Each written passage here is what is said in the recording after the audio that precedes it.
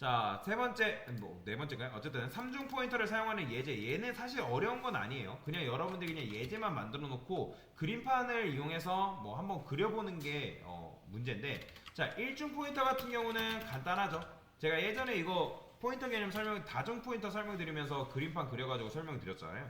싱글 포인터 같은 경우는 그냥 간단하게 여기다가 X 이런 식으로 써주면 되겠죠. 그죠?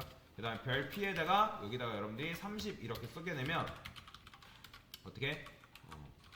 x %d 값이 x의 값이 어떻게 된다? 바뀌겠죠. 그죠? 뭘로? 30으로. 그러니까 여러분들이 이거를 이제 이렇게 쓸까요? 얘는 뭐죠? 지금 싱글 포인터죠, 여러분들.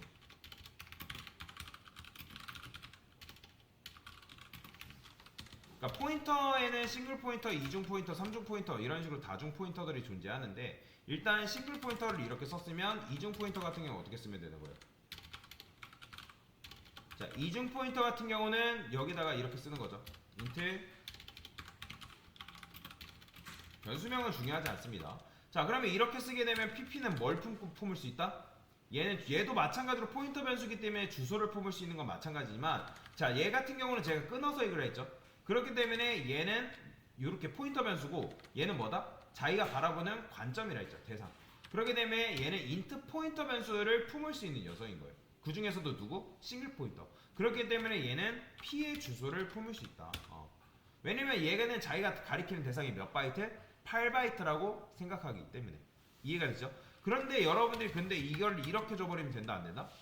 틀린 거죠. 왜냐면 x는 4바이트잖아요. 그죠? 8바이트를 읽어와야지 온전하게 그 값을 읽어드릴 수 있는데 지금 뭐다? 4바이트밖에 못 읽어오잖아요. 그렇기 때문에 이건 안 된다는 거죠. 마찬가지로 여러분들 이렇게 쓰는 것도 돼야 안 돼요. 이것 또한 틀리죠. 제가 말씀드렸잖아요. 이 p랑 결국에는 x의 주소 이건 똑같은 거죠. 그렇죠? 이거랑 똑같은 말이잖아요.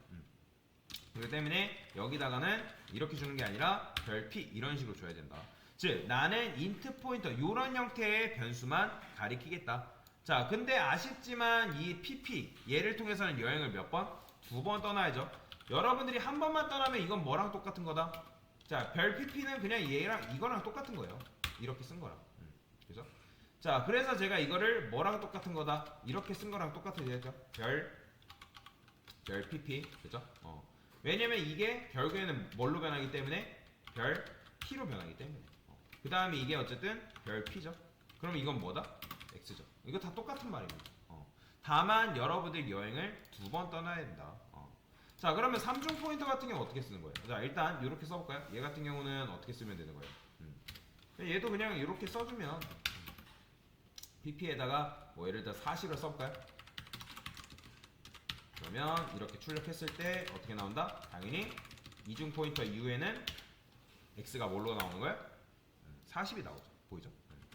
자, 그 다음에 이거 똑같아요. 자, 3중 포인터는 어떻게 써요? 자, 여러분들이 3중 포인터 쓸 일 있을까 없을까요? 없어요. 3중 포인터는 쓸 일이 없는데 그냥 여러분들이 포인터 개념 이해하고 있는지 없는지. 그러면 얘도 마찬가지로 어떤 형태? 요런 형태를 가리키는 거죠. 요런 형태. 그러니까 얘가 지금 요런 형태를 가리키는 거라면 얘는 자기가 가리키는 대상이 요런 이중 포인터다. 그러면 P의 주소를 주는 게 아니라 누구? PP의 주소를 줘야죠. 그렇죠? 그러면 얘도 마찬가지로 PP의 주소니까 여행 몇 번? 3번 떠나야죠. 3번. 3번 떠나야지 그 값을 바꿀 수가 있다. 그렇죠? 근데 지금 보면 제가 PP가 중첩되죠? PP P라 쓸게요. 자, 그러면 이런 식으로 했을 때 얘도 마찬가지로 값이 바뀌죠. 자, 4중 포인터는 어떻게? 뭐 우리가 뭐 뇌절이라고 생각할 수도 있는데 4중 포인터도 그냥 이렇게 쓰면 되는 거예요. 어려운 건 아니에요. 어려운 건 아니지만 나중에 이제 쓸 때 좀 어렵긴 하거든요. 사실 근데 3중 포인터 같은 경우는 여러분들 안 쓴다고 보시면 돼요. 안 써요. 여러분들 쓸 일도 없고 그냥 포인터 개념을 알고 있는지 없는지를 물어보기 위해서 쓴 거기 때문에 이런 식으로 값을 우리가 바꿀 수가 있다. 얘는 여행을 4번 떠나야죠. 이게 4중 포인터예요. 보이죠? 근데 아까도 말씀드렸지만 3중과 4중 같은 경우는 쓸 일이 없고 만약에 얘를 그림편으로 표현한다면 어떻게 쓸 수 있다? 메모리가 있고 그 다음에 스택이라는 게 있죠. 그죠? 스택이라는 게 있고 메인 함수가 그 안에서 실행이 됩니다. 실제로. 자, 그러면 우리가 제일 밑에 깔리는 게 누구? x라는 4바이트짜리가 여기 맨 밑에 깔리겠죠. 그 다음에 누구? 차례대로 깔리는 거예요. p가 깔리고 그 그 다음에 pp가 깔리고 그 다음에 누구? 당연히 pp가 깔리고 그 다음에 ppp가 깔리고 그렇죠? 이런 식으로 지금 깔린 거예요. 근데 ppp에는 누구 주소? 바로 ppp의 주소가 들어있겠죠? 이런 식으로. 그 다음에 ppp에는 누구 주소? pp의 주소가 들어있는 거고 pp에는 누구? p의 주소가 들어있겠죠? p에는 누구? 당연히 x의 주소가 들어있는 거고요. 결국에는 얘를 통해서 어떻게? 여기로 가는 거고 얘를 통해서는 여기로 가는 거고 얘를 통해서는 여기로 가는 거고 그다음에 얘를 통해서는 결국에는 x로 도달할 수 있는 거죠. 그러니까 여행을 몇 번 떠난다 그런 것 뿐이지 사실 여러분들이 3중, 4중 쓸 일은 없습니다.